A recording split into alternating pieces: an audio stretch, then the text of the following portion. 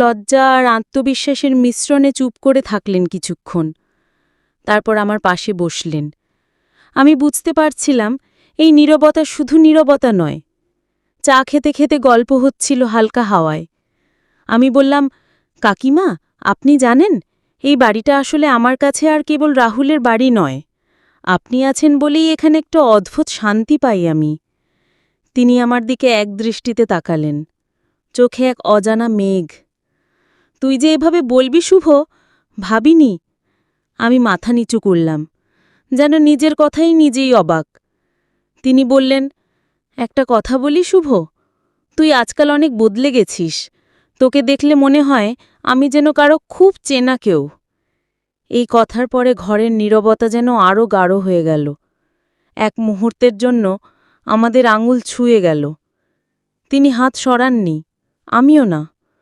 আমরা দুজনেই জানতাম এটা কোনো কাকতাল নয়। তারপর হঠাৎ আমি ধীরে ধীরে তার কাঁধে মাথা রাখলাম। ওনার নিঃশ্বাস আমার কানের কাছে স্পর্শ করছিল।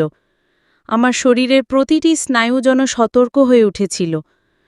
তিনি ধীরে ধীরে আমার মাথায় হাত রাখলেন। আঙুলের সেই মায়া যেন বুকের গভীরে ঢেউ তুলল। তুই তো জানিস আমি কত একা। তিনি ফিসফিস করে বললেন। আমি আস্তে করে বললাম, আপনাকে একা লাগলে আমার কাঁধে মাথা রাখতে পারেন, আমি আছি চুপচাপ পাশে। তার চোখে জল চলে এলো। আমি হাত দিয়ে মুছে দিলাম। তারপর খুব ধীরে ওনার কপালে এক চুমু রাখলাম।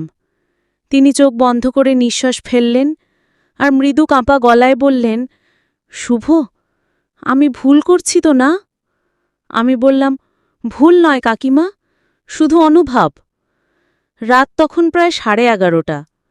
বাইরে নীরবতা, ঘরের প্রতিটি দেয়ালে যেন একটা ধরনের চাপা আবেগ জমে আছে। আমি রাহুলের ঘরেই শুয়েছিলাম, কিন্তু ঘুম আসছিল না। বারবার মনে পড়ছিল সন্ধ্যার সেই মুহূর্ত, কাকিমার চোখে জলের রেখা, কপালে আমার চুমু আর ওনার কাপা নিঃশ্বাস। ঘরটা অন্ধকার, জানালার থাক দিয়ে চাঁদের আলো ঢুকেছে। চোখ বন্ধ করলেই মনে পড়ছে কাকিমার কোমল চোখ, সেই নরম আঙুল আর স্পর্শটা, যা কেবল বন্ধর মায়ের ছিল না, আরও কিছু ছিল তাতে। অপরাধবোধ না, তার চেয়ে বেশি ছিল এক অস্বীকার না করা আকর্ষণ। আমি ধীরে ধীরে ঘর থেকে বেরোলাম, পায়ের শব্দ না করে খুব আস্তে করে তার ঘরের দরজার সামনে গিয়ে দাঁড়ালাম। ভেতর থেকে হালকা আলো ছড়িয়ে আসছে। দরজা আধা খোলা। আমি একবার ভাবলাম ফিরে যাব, কিন্তু পা যেন জমে গেল। ভেতরে তাকালাম। তিনি জানালার পাশে দাঁড়িয়ে আছেন। চোখে চশমা নেই, চুল হালকা খোলা, শাড়ির আঁচল সামান্য সরে আছে, নাভির একটু ওপরে। তার দৃষ্টি বাইরের দিকে, হয়তো চাঁদের দিকে অথবা নিজের ভিতরের দিকে। আমি ধীরে ধীরে ঘরের ফাঁক গলে ঢুকে পড়লাম।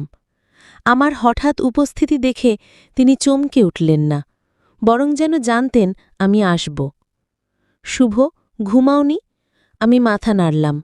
না কাকিমা, কিছু একটা মনে হচ্ছিল, তাই এলাম।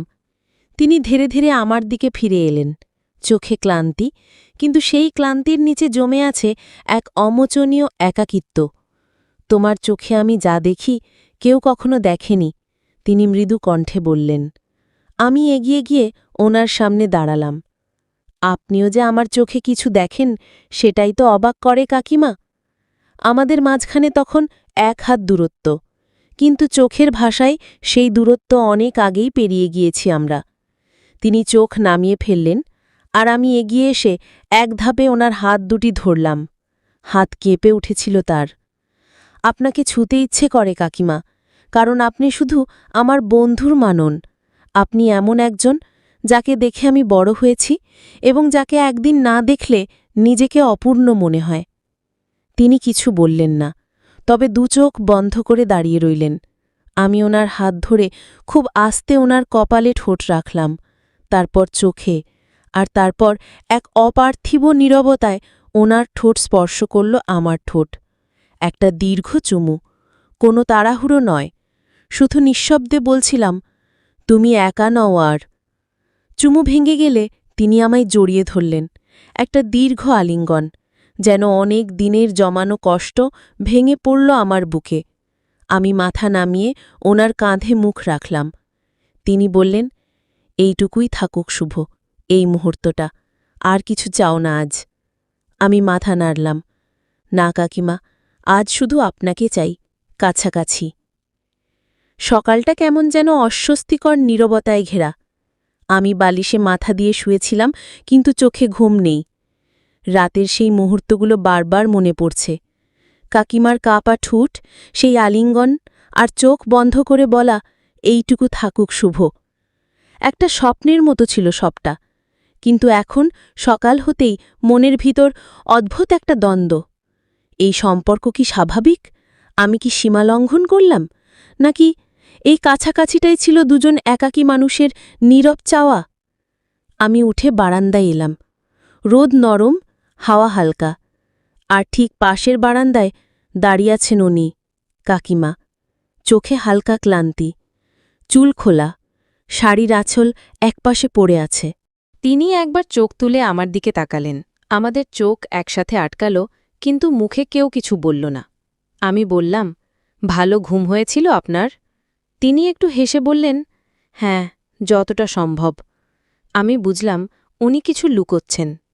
তারপর কিছুক্ষণ চুপচাপ দাঁড়িয়ে রইলেন। তারপর নিজেই বললেন, শুভ, আমি জানি যা হয়েছে তার কোনো নাম দেওয়া যায় না। আমি মা, আর তুমি আমার ছেলের বন্ধু, কিন্তু... তিনি থেমে গেলেন।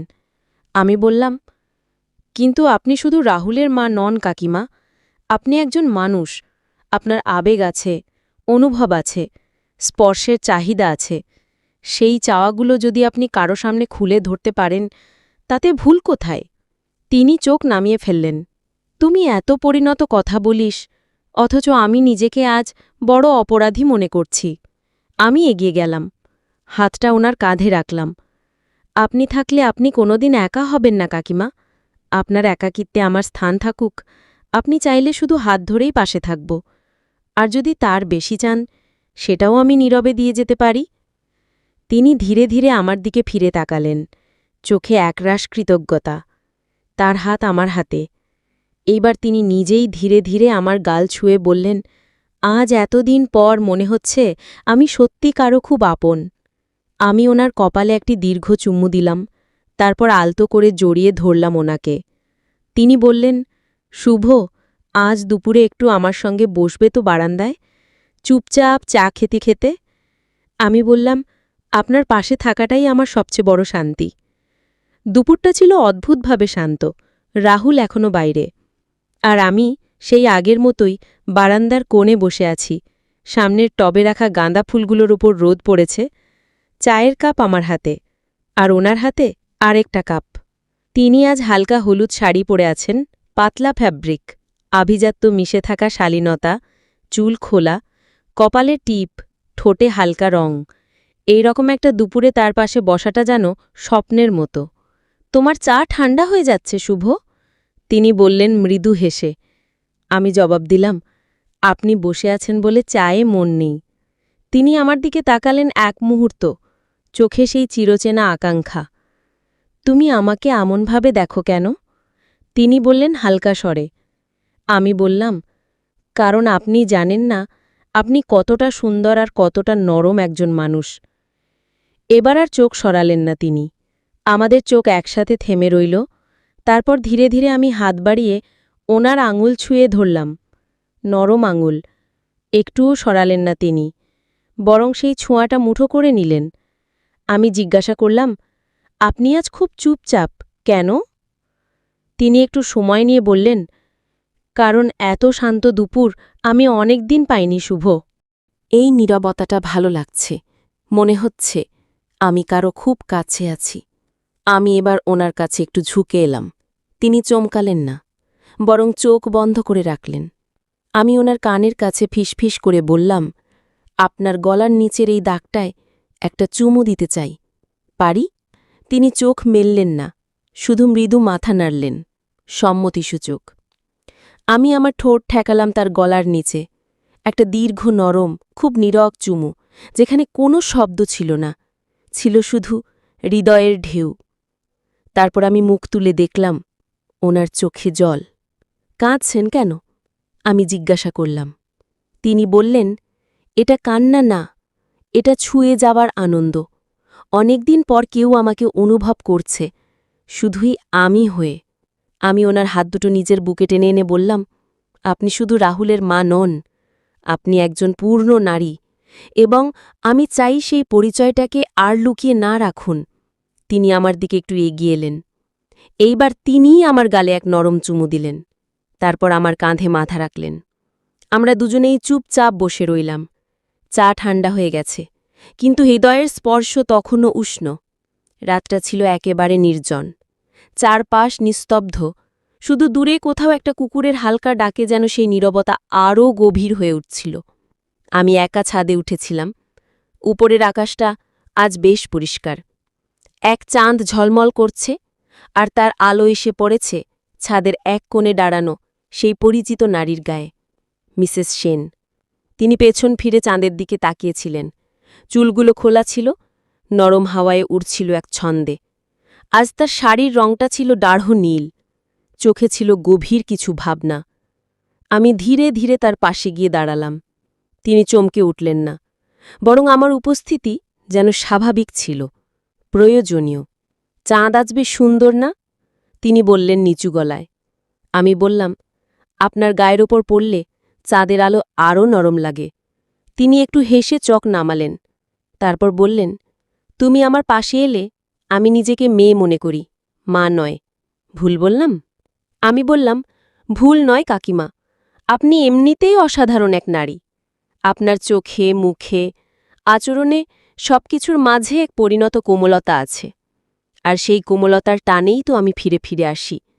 তার চোখে তখন একরাশ জল। তার ঠোঁট কাঁপছে, যেন কিছু বলতে গিয়ে থেমে যাচ্ছেন। আমি হাত বাড়িয়ে তার আঙুল ছুঁয়ে ধরলাম। তিনি চোখ বন্ধ করে মাথা নামিয়ে ফেললেন।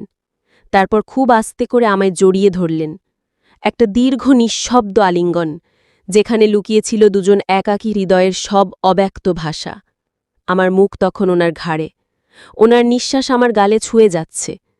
আমি খুব ধীরে বললাম, আপনি কি জানেন, এই প্রথম কেউ আমায় এমনভাবে ছুঁয়েছে যেখানে ভালোবাসা আর শ্রদ্ধা একসাথে মিশে আছে। তিনি মাথা তুলে আমার চোখে তাকালেন। তুমি কি জানো শুভ, আমার কাঁধে মুখ রেখে কেউ এতদিনে এইভাবে বলেনি আমি একজন মানুষ হিসেবেও প্রয়োজনীয়? আমাদের চোখে তখন একরাশ প্রশ্রয়। কোনো তাড়াহুড়ো নেই, কোনো শরীরী চাহিদার অসভ্যতা নেই, শুধু এক পরিপূর্ণ নৈকট্যের মুহূর্ত। আমি তাকে নিজের বুকের কাছে টেনে নিলাম, চুলে হাত রাখলাম ধীরে ধীরে, তারপর কপালে এক দীর্ঘ চুমু দিলাম, নীরব, নির্ভেজাল। তিনি বললেন, তোমার ছোঁয়ায় যেন জীবনের একটা হারিয়ে যাওয়া অধ্যায় ফিরে পেলাম। তুমি থাকো শুভ, পাশে থাকো। আমি বললাম, থাকব কাকিমা, যতদিন আপনি আমায় ঠাঁই দেবেন আমি ঠিক এখানে থাকব, আপনার চুপ করে থাকা চোখের জল আর চুপচাপ ভালোবাসার পাশে। সকালটা ছিল একরাশ আলো আর হালকা ঠান্ডার মিশ্রণে মোড়া। বারান্দার রেলিংয়ে দুটো কাক বসেছিল। হঠাৎ উড়ে গেল আমার পায়ের শব্দে। আমি চুপচাপ বারান্দায় গিয়ে দাঁড়ালাম। চুলে হালকা হাওয়া লাগছে, আর বারান্দার এক কোণায় একটা ছোট্ট কাঠের টেবিলের পাশে বসেছিলেন তিনি, মিসেস সেন। শাড়ি পরা, চোখে ক্লান্তি নেই, শুধু এক অনবদ্য শান্ত সৌন্দর্য। সাদা রঙের পাতলা কটনের শাড়ি, নাভির ঠিক ওপরে আটসাট আঁচলটা হাওয়ায় কাঁপছিল। দেখেই চোখ আটকে গেল। তিনি মুখ তুলে বললেন, তুমি উঠে পড়েছ? ভাবছিলাম আজ আমি তোমাকে চা এনে দিই। আমি হেসে বললাম, না কাকিমা, বরং আজ আমি চাই আপনার পাশে বসে চা খেতে। তিনি একটু চমকে তাকালেন, তারপর আস্তে করে পাশে বসতে ইশারা করলেন। আমি মাটিতে পা মুড়ে বসলাম। আমাদের দুজনের মাঝে ছিল এক কাপ চা। দুজনেই হাতে নিয়ে চুমুক দিলাম। একটা বিরাট নীরবতা, কিন্তু অস্বস্তিকর নয়, বরং মিষ্টি, মুগ্ধকর এক ঘনত্ব। আমি হালকা গলায় বললাম, আপনি যখন পাশে থাকেন সবকিছু অনেক শান্ত লাগে, মন যেন বোঝে আমি ঠিক জায়গায় আছি। তিনি আমার দিকে তাকালেন, চোখে মেঘের মতো কোমলতা। তুমি এমন করে কথা বলো যে মনে হয় আমি আবার কিশোরী হয়ে গেছি। তিনি হেসে বললেন। আমি ধীরে ধীরে হাত বাড়িয়ে তার গালের পাশে এসে পড়ে থাকা চুলটা কানে গুজে দিলাম। ওনার চোখ হঠাৎ বন্ধ হয়ে গেল, শরীরটা যেন হালকা কেঁপে উঠল স্পর্শে। আমি নরম গলায় বললাম, আপনাকে ছুঁতে ইচ্ছে করে কাকিমা, তবে শরীরের জন্য নয়, মনকে ছোঁয়ার জন্য। আপনার গভীর দৃষ্টি, নিঃশব্দ কান্না, একাকী দুপুরগুলো, এসব জড়িয়ে ধরতে চাই শুধু। তিনি আমার দিকে হাত বাড়িয়ে রাখলেন। আমি ওনার হাতটি হাতে নিলাম, নরম, একটু ঠান্ডা, কিন্তু সেই স্পর্শেই যেন গলতে লাগল সকালের রোদ। তিনি ফিসফিস করে বললেন, তুমি না থাকলে আমি আজও জানতাম না এক নারীর নীরব ভালোবাসাও কখনো কাউকে এমন নাড়িয়ে দিতে পারে। আমি ওনার হাতটা নিজের বুকে চেপে ধরলাম। আপনার স্পর্শে আমি শক্তি পাই কাকিমা। আপনার একাকিত্ব আমার জন্য নয়, এখন থেকে আমাদের জন্য। তিনি খুব ধীরে আমার কাঁধে মাথা রাখলেন। আমি চোখ বন্ধ করে তাকে জড়িয়ে ধরলাম, যতটা আলতোভাবে ধরা যায়। এই আলিঙ্গনে কোনো অধিকার নেই, কিন্তু আছে এক ধরনের নিষ্পাপ প্রার্থনা। একটানা 10 মিনিট আমরা চুপচাপ বসে থাকলাম। শুধু শরীরের উষ্ণতা একে অপরকে জানিয়ে দিচ্ছিল, তোমার আমি আর আমার তুমি। দুপুরের পর রাহুল বাইরে বন্ধুদের সঙ্গে দেখা করতে গেছে। বাড়ি একেবারে নিস্তব্ধ। শুধু রান্নাঘর থেকে আসছিল কিছু কাটার শব্দ, সবজি কাটা, হালকা ঘিয়ে ভাজার গন্ধ। আমি জানতাম তিনি রান্না করছেন। আস্তে করে ঢুকে গেলাম রান্নাঘরে। তিনি হালকা নীল ছাপা একটা শাড়ি পরেছিলেন, আঁচল কোমরে বাঁধা। চুলটা আজ খোঁপা, কপালে হালকা ঘাম। এই সামান্য ঘামটুকুও যেন তাকে আরও আলাদা করে তুলেছিল, নারীত্বে, পরিপক্কতায়। আমি পেছন থেকে তার খুব কাছাকাছি এসে দাঁড়ালাম। তিনি আমার উপস্থিতি টের পেয়েও কিছু বললেন না, হয়তো অনুভব করলেন আমার নিঃশ্বাসের উষ্ণতা। আমি হাত বাড়িয়ে ওনার আঁচলটা কোমর থেকে খুলে নিয়ে কাঁধে তুলে দিলাম। তিনি ধীরে ধীরে আমার দিকে ফিরলেন। চোখে অবাক কিছু নেই, বরং এক প্রকার মৃদু প্রত্যাশা। আমি বললাম, আপনি একা এত কাজ করেন কেন? আমি পাশে থাকি না কেন? তিনি হেসে বললেন, একা থাকাটা অভ্যেসে পরিণত হয়েছিল, কিন্তু এখন তুমি পাশে থাকলে একা লাগে না। আমি আস্তে করে ওনার পেছনে দাঁড়িয়ে 2 হাত দিয়ে ওনার কাঁধ জড়িয়ে ধরলাম। আমার বুক ওনার পিঠে ঠেকল, আর ওনার শরীর যেন হালকা কেঁপে উঠল। তিনি দাঁড়িয়েই রইলেন, আমার বাহুতে নিজের 2 হাত রাখলেন। আমাদের দুজনের মাঝখানে আর কোনো দূরত্ব ছিল না তখন, শুধু নিঃশ্বাসের শব্দ, হৃদয়ের স্পন্দন আর উষ্ণ গন্ধে মিশে থাকা এক পরিণত নৈকট্য। আমি ওনার ঘাড়ে মুখ রেখে বললাম, আপনার এই পিঠে আমার মাথা রাখতে ইচ্ছে করে। এই উষ্ণতায় আমি যেন একটা আশ্রয় পাই। তিনি বললেন, তোমার আলিঙ্গনে আমার বেঁচে থাকাটা সত্যি মনে হয়, যেন শরীর নয়, মনেই ছোঁয়া লাগছে। আমি এবার ওনার 2 কাঁধে চুমু দিলাম, হালকা, নরম স্পর্শের চেয়েও বেশি অনুভবের। তিনি চোখ বন্ধ করে একটা দীর্ঘ নিঃশ্বাস ফেললেন। আমরা অনেকক্ষণ এভাবেই দাঁড়িয়ে থাকলাম, চুলে, ঘাড়ে, কাঁধে আমার ছোটের হালকা চুমু, আর ওনার হাতে হাত রেখে থাকা। একসময় তিনি বললেন, শুভ, তোমার এই ছোঁয়াটা আমাকে যেন আবার নারী করে তোলে। আমি ভুলে গিয়েছিলাম এই অনুভব কেমন। আমি বললাম, আপনার এই নারীসত্তার পাশে আমিও নিজেকে নতুন করে আবিষ্কার করছি কাকিমা। এটা শরীরের নয়, এই তো ভালোবাসার এক নীরব সঙ্গীত। তিনি ঘুরে দাঁড়ালেন, আমার 2 গালে হাত রাখলেন, চোখে চোখ, তারপর খুব ধীরে, এক অনুচ্চারিত সম্মতিতে আমাদের ঠোঁট একে অপরকে ছুঁয়ে গেল।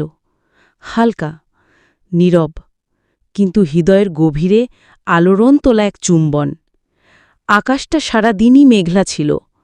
সন্ধ্যের ঠিক আগে আগেই শুরু হয়েছিল ঝিরঝিরি বৃষ্টি। শুরুটা নরম, তারপর ধীরে ধীরে বেড়েই চলল। আমি তখন বাজার থেকে ফিরছিলাম, ভিজে শরীর, বৃষ্টির হিমে কাঁপছিল শরীরটা। বাড়িতে ঢুকতেই দরজার কাছে দাঁড়িয়ে থাকা সেই চিরচেনা মুখ, তিনি মিসেস সেন, চোখে একরাশ চিন্তা, হাতে শুকনো তোয়ালে। আমার ভিজে জামার দিকে তাকিয়ে বললেন, এই বৃষ্টিতে বেরোয়েছিলে? একবার বললেও তো আমিই নিয়ে আসতাম। আমি হেসে বললাম, আপনি তো সব কাজ করেন, কখনো কখনো তো আমাকে কিছু করতে দিন। তিনি তোয়ালে এগিয়ে দিলেন, তারপর ধীরে ধীরে বললেন, চলো ভিজে কাপড় পাল্টে নাও, সর্দি লাগবে। আমি ঘরে ঢুকে জামা কাপড় পাল্টাতে গিয়েছিলাম, হঠাৎ পেছনে শব্দ পেলাম। তিনি দরজায় দাঁড়িয়েছিলেন, হাতে শুকনো গেঞ্জি আর পাজামা। তোমার জামাগুলো ভেজা, এটা পরো, তিনি বললেন। আমি একটু থমকে গেলাম, তারপর শুধু বললাম, আপনি ভিজে গেছেন না? আপনার গায়েও তো জল। তিনি একটু নরম স্বরে বললেন, ভেতরটা অনেক আগেই ভিজে গেছে শুভ, আজ শুধু বাইরে এসে পড়েছে। আমি এগিয়ে গিয়ে তার হাতটা ধরলাম, ঠান্ডা, ভেজা। তিনি অবাক হলেন না, বরং আমার চোখে চোখ রাখলেন। তারপর আমি ধীরে ধীরে ওনার গায়ে ভেজা শাড়ির আঁচলটা সরিয়ে দিলাম। শরীরে হিমশীতল জল, কিন্তু সেই জলে লুকিয়েছিল এক আশ্চর্য উষ্ণতা। আমি বললাম, আপনি কাঁপছেন, চলুন বসে একটু তোয়ালে দিই মাথায়।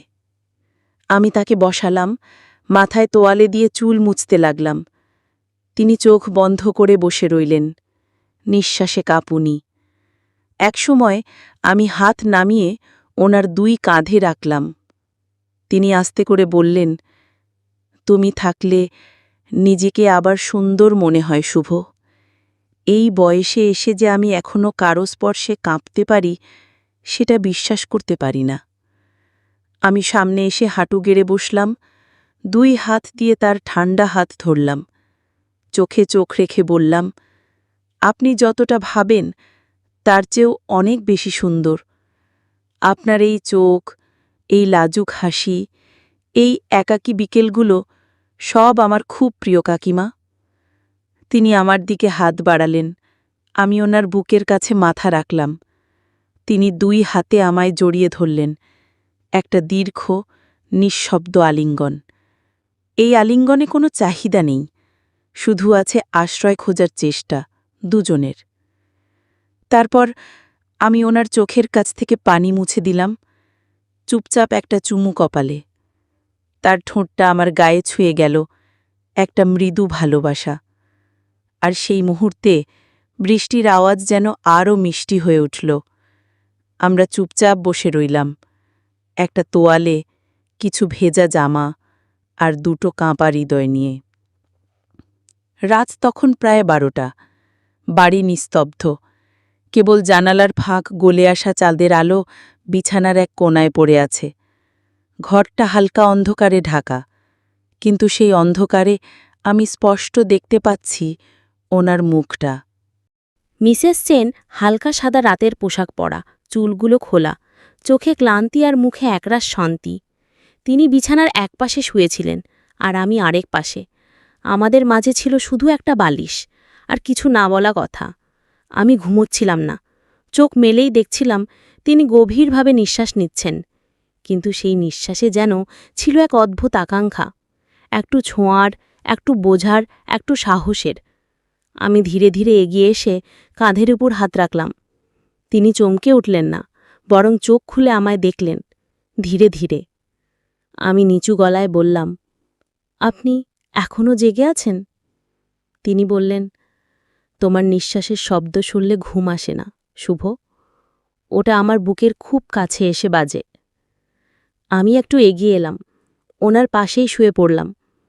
এক বালিশ ভাগ করে 2 জন। আমাদের মুখের মাঝে সামান্য দূরত্ব, কিন্তু হৃদয়ের দূরত্ব বহু আগেই ঘুচে গেছে। আমি বললাম, আপনি কি জানেন, আমি কখনো কারো পাশে এভাবে শুয়ে থাকিনি, যেখানে ভালোবাসা এতটা চুপচাপ থাকে, অথচ এত গভীর হয়। তিনি হাত বাড়িয়ে আমার গালে ছুঁয়ে দিলেন। চোখে জল এসে জমছিল ওনার। আমি হাত বাড়িয়ে মুছে দিলাম। তিনি ধীরে করে বললেন, তুমি ঘুমিয়ে গেলে আমার নিঃশ্বাস বন্ধ হয়ে যায় শুভ, তোমার উষ্ণতা না পেলে যেন নিজেকে হারিয়ে ফেলি। আমি তার কপালে একটা চুমু দিলাম। তারপর আলতো করে জড়িয়ে ধরলাম তাকে। একটা আবেগ ভরা আলিঙ্গন, যেখানে শরীর জড়িয়ে যায় হৃদয়ের আশ্রয়। তিনি আমার বুকের ওপর মাথা রাখলেন আর বললেন, আমার এতদিনের নিঃসঙ্গতা, এতদিনের অভিমান আজ যেন তোমার বাহুতে গলে যাচ্ছে। আমি বললাম, আমি থাকব, সবটুকু নিয়ে থাকব, আপনার ভরসা, একাকিত্ব, উষ্ণতা, লজ্জা, কামনা, সব কিছু। কোনো কিছুই লুকিয়ে রাখতে হবে না কাকিমা।